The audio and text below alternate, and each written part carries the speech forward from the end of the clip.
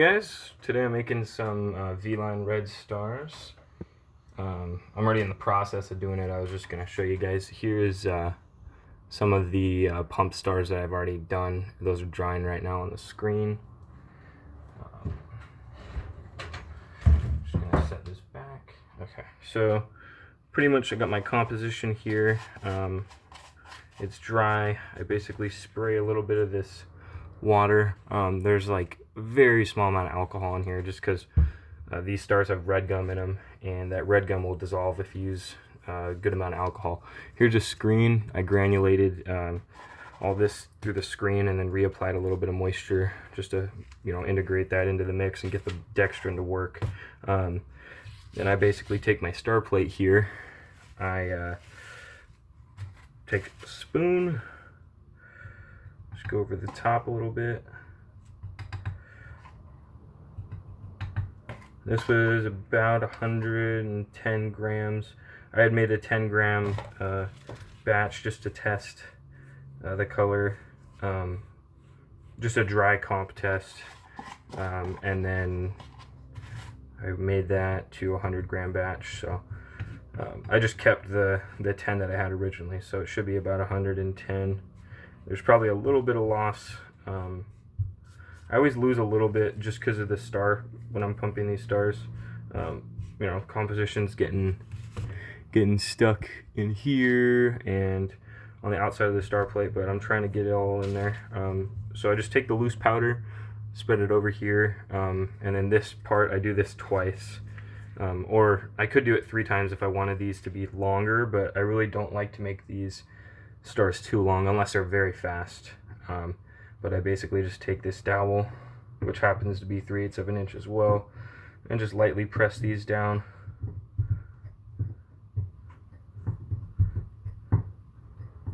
Just to help consolidate that composition.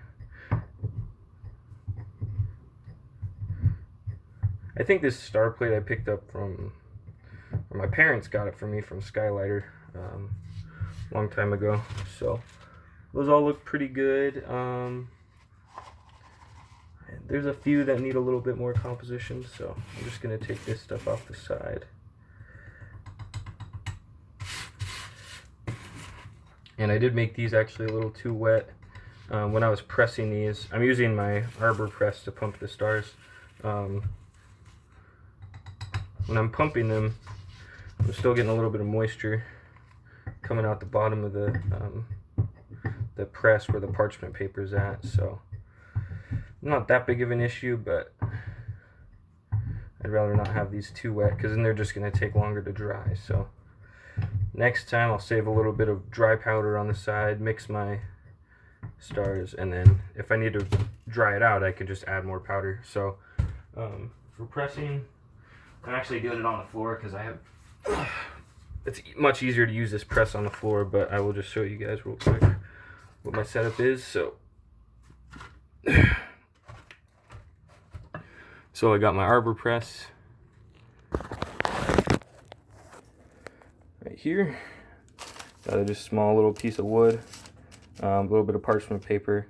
So I set this up here and then center it. So this should be the center right here. That looks pretty good to me. And then center it this way, which it looks like it's centered there. So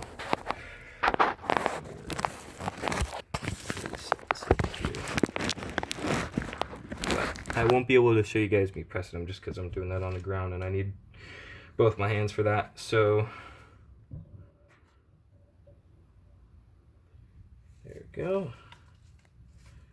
Looks centered. Alright, so I'm going to move this to the floor real quick, press them, and then I'll show you how I get them out.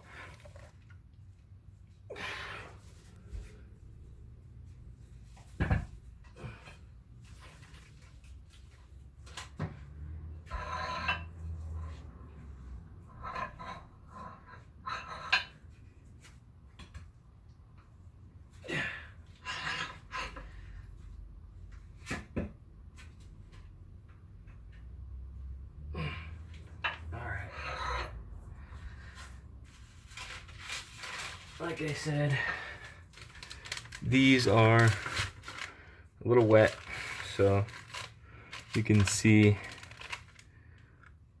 all that moisture there coming out of the bottom. And that, quite a bit of moisture on there too, so take a paper towel, just kind of wipe that off. Alright. I don't know, some people do this certain ways, and this is just the way that I found with this plate. I'm sure there's an easier way to do it, but I just kind of wiggle this back and forth until slowly, boop, and I can just grab them and set them to dry. Boop. Yeah, the only problem with this composition I found, it sticks to my, yeah, some of these are not working out too hot. Some of them, I'll zoom in. Ooh.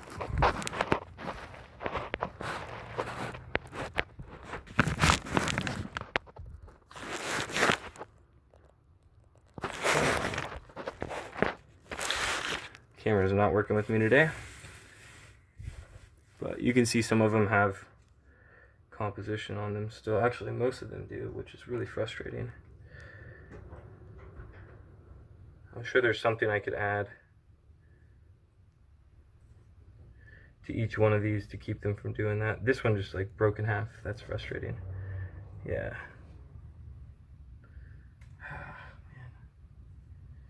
It's a pain in the ass pumping stars and then having this kind of crap happen. I'm gonna redo that one. So I think just by pushing them like that, it's all coming off instead of pulling up on them. But it's always good. We can always re-wet this composition and press again. So these are 3/8 of an inch, and they look like they're maybe about 3/8 of an inch long too. The last ones I made, I have one right here. This one. This is a blue star, but you can see it's a little longer, I think, than it is wide. So I want to try to avoid that, especially because the shells I'm doing are only like a few inches, you know, two inches, maybe 3 inches. So I really don't need big stars for these shells. All right, so got that. I'm gonna zoom out so you guys can see everything now. Gotta love the difference. Okay, so you guys can see it all. So I take my plate and I just run it, push it back and forth, try to wiggle all that composition out of there. So I notice that if I do this too wet, I'm actually wasting quite a bit of composition. So that is another downside. The other downside would be just the drying time. And with some stars, you can actually mess up the burn. You won't get glitter or certain colors if you add too much water. So hopefully these turn out just fine. Crumble up that comp again.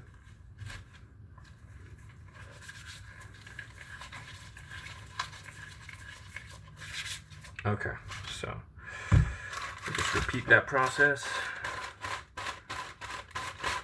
Trying to save every little bit that I can.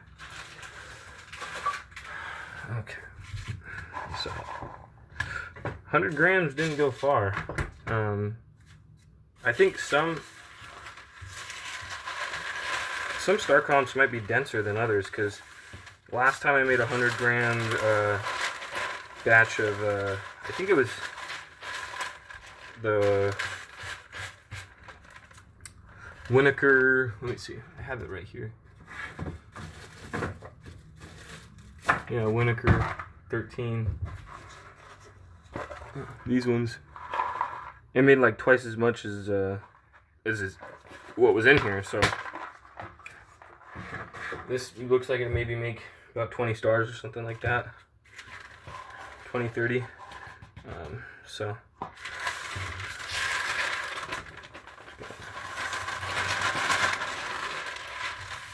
pour that back in. Spoon.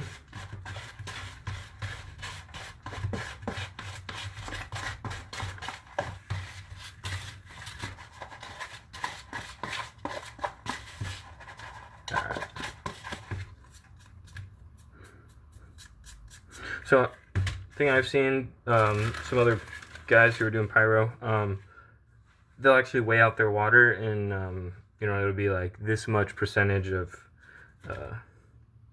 water to this much of a composition for stars. So I might do that next time to save myself the headache of having too wet composition. So,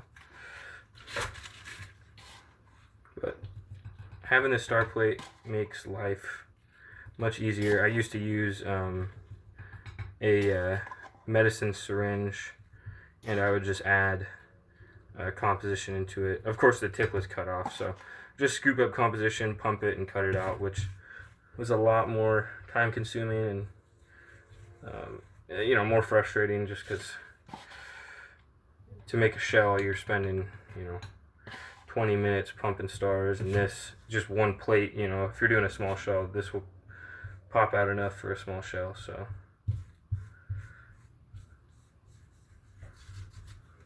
I think we're just gonna finish off this composition. Yeah, we'll save that. Take our rammer. This stuff's drying quick though. It's nice and warm today. So yeah, the rammer I'm using, it's already dry.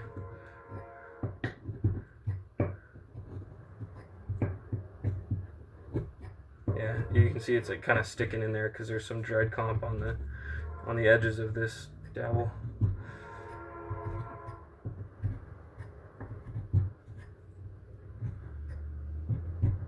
I have one thing. I don't know if anybody's really watching these videos, but I have a rocket that I flew last night. It was just saying that I've been doing 2-ounce black powder rocket with a 1.5 inch can shell on it. And my rockets have been working really well. I've been really surprised with that. But last night I lit it off, and it ended up flying maybe 40, 50 feet in the air, and then the shell burst. And on this one, I made sure I made the delay fuel just a little bit longer, you know, so I could get a nice delay before the shell, you know, or before the rocket got too high or didn't get high enough. So pretty much my question is, does anybody know what might have caused that? I rammed it, you know, fine, the same way that I always do. Spindle and everything worked, but I have a feeling when I fused that one, I'm using this pink quick fuse, and I think when I used that, I put it all the way into the core, and I'm wondering if that caused the whole core to ignite at once, and that just basically, you know, burned the core, which went right to the delay, which went right to the shell. So maybe just sticking the fuse right into the bottom of the core so that it's starting at the bottom, burning up to the top, maybe that'll be a little better. If anybody has had the same issue or you know, agrees with me on that, your input would be greatly appreciated. I'm trying to get some stuff done before the 4th of July, so alright, so I'm gonna go pump these and then I'll be right back. This is gonna be a much smaller batch of stars. These are really shallow.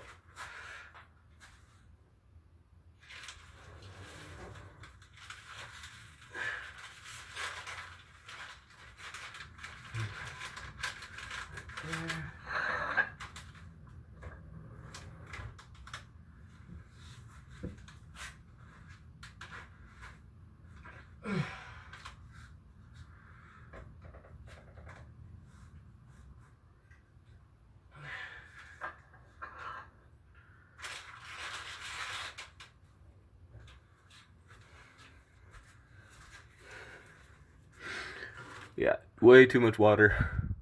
Look at all that. Alright.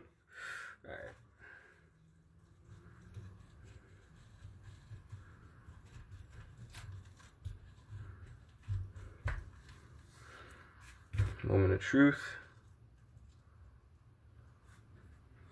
These ones are shorter for sure. Oh man, that one just crumbled.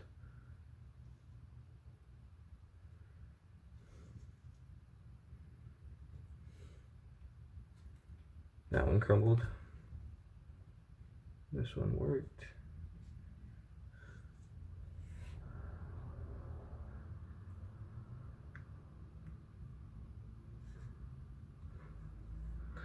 So as far as priming these, I don't have what I need to do the Veline Super Prime, so I may just use black powder prime on these. My only question is these are, you know, perchlorate, so can I use a regular black powder because of the sulfur? I think other people do that. I think it's a safe way to do it. Obviously, it'd probably be best to use a prime that were made to go on these stars, but I don't have, I think it calls for potassium dichromate and a few other chemicals that I don't have and I can't get in time for the 4th, so. Alright, so those done. Take all of that.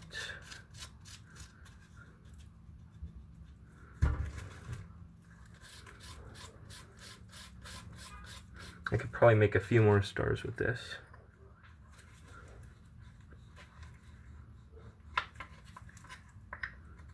But yeah, now I can just take this dowel, pop it through these holes, and if it's not too wet, I can get all my extra composition.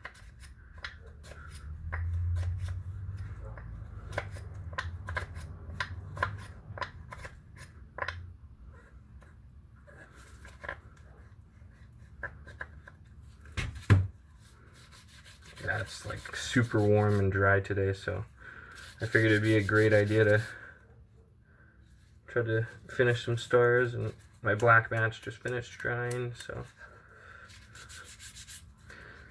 thank you, sun. Alright.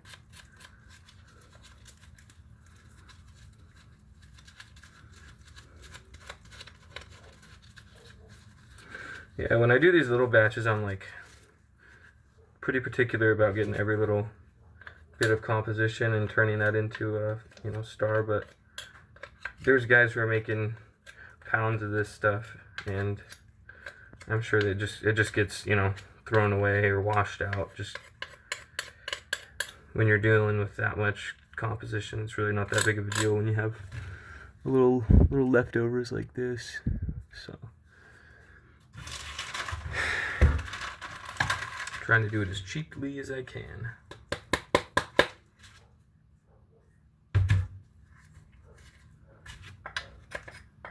So if I'm just doing one star or a comet, that's 3/8 of an inch.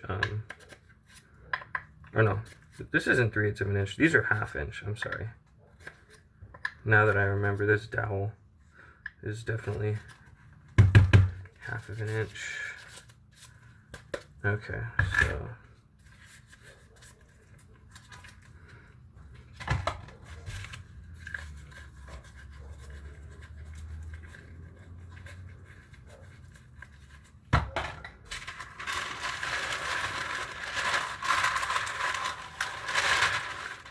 I have a good composition for a green star using barium chlorate. No metal fuels, you know, just Carlon, red gum, dextrin. And I've been wanting to make them. I'm just a little hesitant because of the whole chlorate being so sensitive, and I've been reading up on it, and people are saying that barium chlorate's even more sensitive than the potassium version of it. So I'm trying to find my pump right now. Where did it go?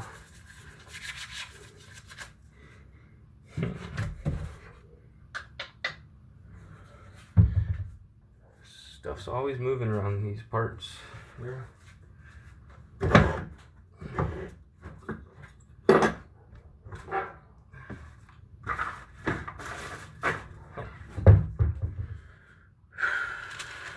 could have swore I saw it. Oh, there it is. Back here. Okay. So, yep. Just a syringe. Tips cut off. Last thing I pumped in here was tiger tail, so this will be fine.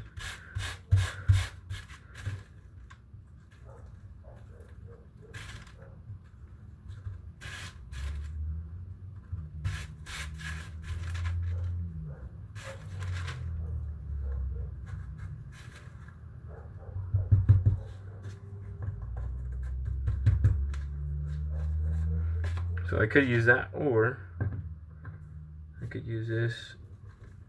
I think this fits a little.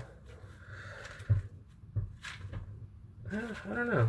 That's kind of tight. I think I'm gonna just go with the regular plunger. I don't want to get anything caught. So.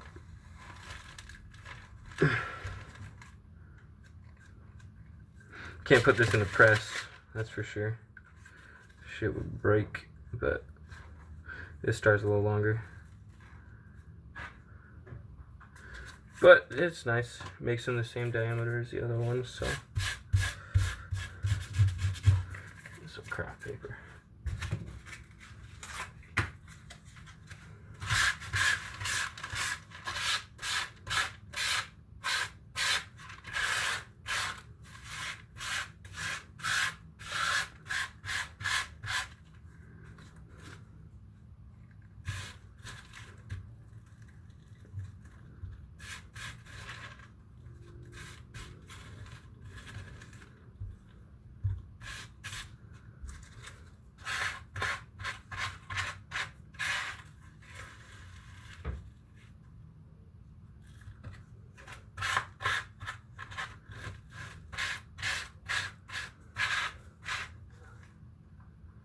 Yeah, this is probably the hardest part, trying to get the last bit in there.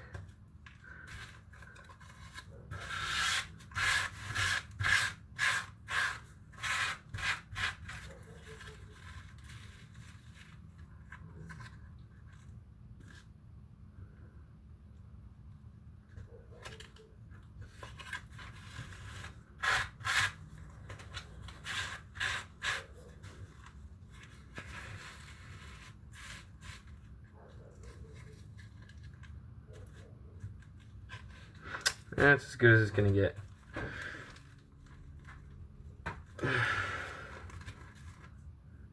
Yeah, I mean, if you look at the bottom of that, it actually looks pretty dry. Much more than the ones that I pressed earlier, so these might not be, when they dry, they might not be as strong as the other group. So, alright. I gotta wash it all. And I can feel that the powder's built up on these.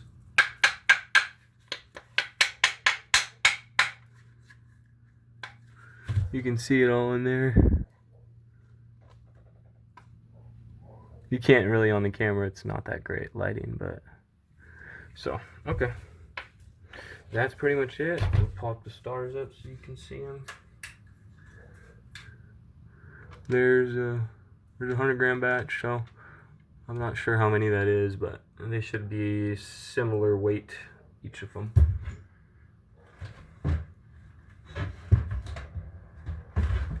Alright guys, well, thanks for watching. I'll probably have another video soon, and have a great day.